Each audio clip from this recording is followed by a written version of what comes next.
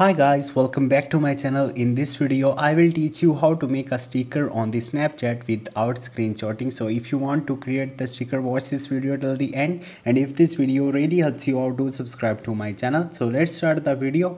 First of all, you have to open your Snapchat mobile application and log into your account.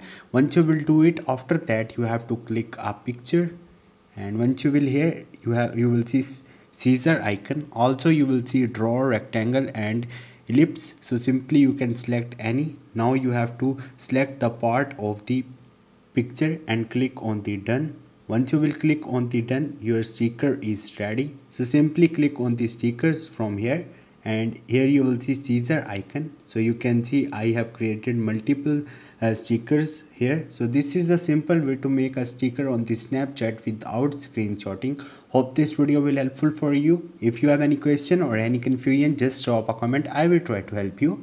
Thank you.